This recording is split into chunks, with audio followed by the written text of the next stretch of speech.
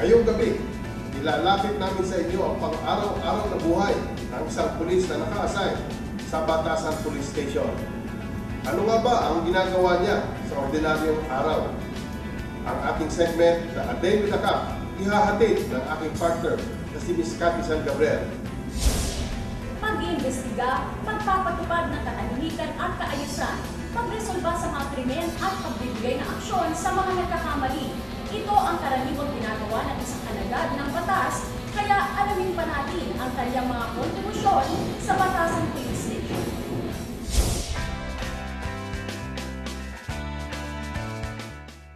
Sa bawat lugar ay may nakatayong police station na nagpapanatili ng katahimikan sa bawat nasasakupan. Ito rin ang lugar kung saan maaaring magreklamo o magsumbong ang bawat miyembro ng komunidad. Ano nga ba ang araw-araw na aktibidad ng isang hepe sa istasyon?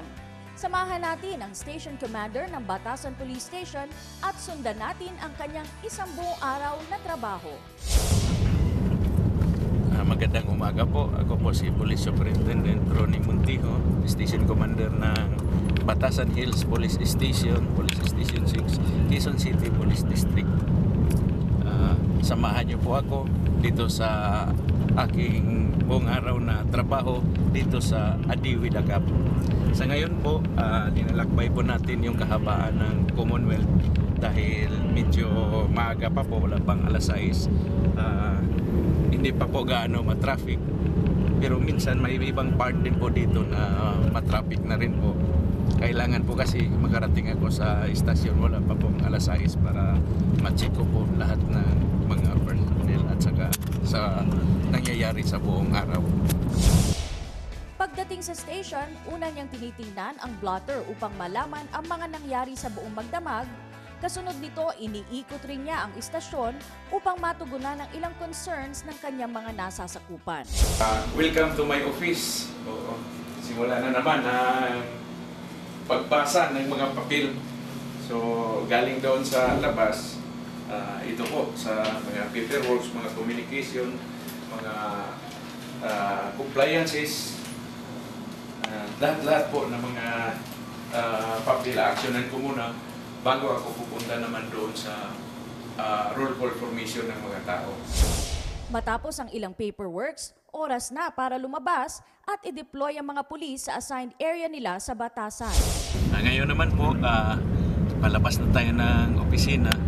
Puntahan naman po natin yung roll call formation natin at titingnan natin yung mga tao kung nasa tamang bihis po sila. At yung mga instruction galing sa higher headquarters, i-disseminate po natin sa kanila. At bibigyan din po natin sila ng mga police information and continuing education para mga instruction doon din po natin i-disseminate sa kanila during roll call formation. Dito sa plasang ito nila isinasagawa ang daily formation at pagde-deploy ng pulis dahil ayon kay Police Superintendent Montijo, isa ito sa mga lugar na madalas may gulo. Matapos niyang mabilinan ang mga pulis, araw-araw siyang umiikot sa mga police precinct post upang kamustahin ang bawat peace and order sa lugar na iyon. Iniikutan din niya ang mga police standby posts upang tingnan ang sitwasyon ng bawat lugar. Isa rin sa mga regular niyang mga lakad ang pagkakaroon ng pulong sa barangay. Ngayong araw na ito, haharap siya sa mga kagawad ng barangay Old Balara. Dito naman po tayo sa barangay hall na Barangay Old Balara. Ito si XO. Tapos si Kapitan. Alis lang po eh. Barangay po ng trabaho. Nandito po yung mga kagawad. Puntahan natin para makausap po natin sila.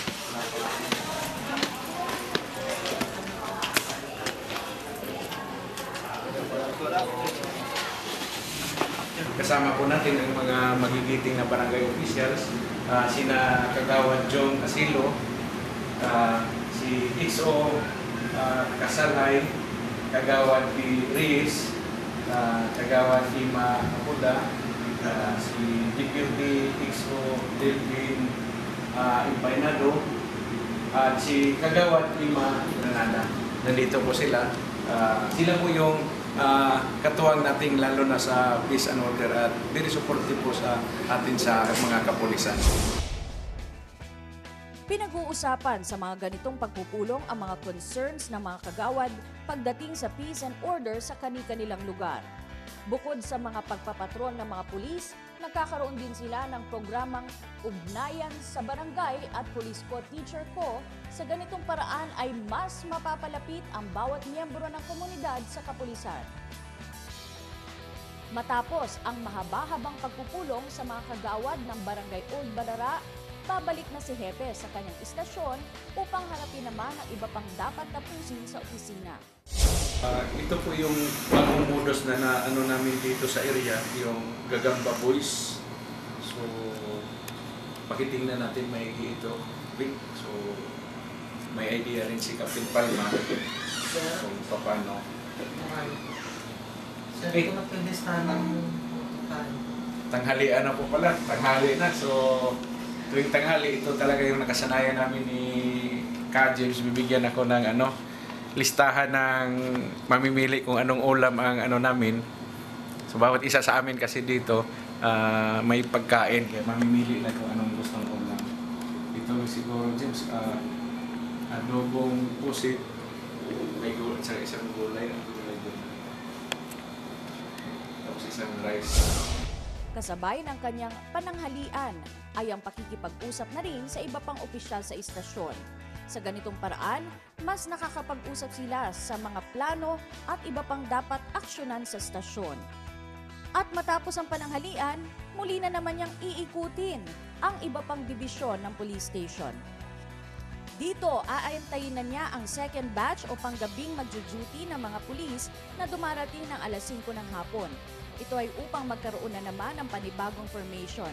Dito, tineturn over ng mga pang-umagang pulis ang mga report na nangyari sa buong maghapon. Matapos nito, babalik na siya sa kanyang opisina upang harapin naman ang iba pang mga kaso na kailangan ng agarang aksyon.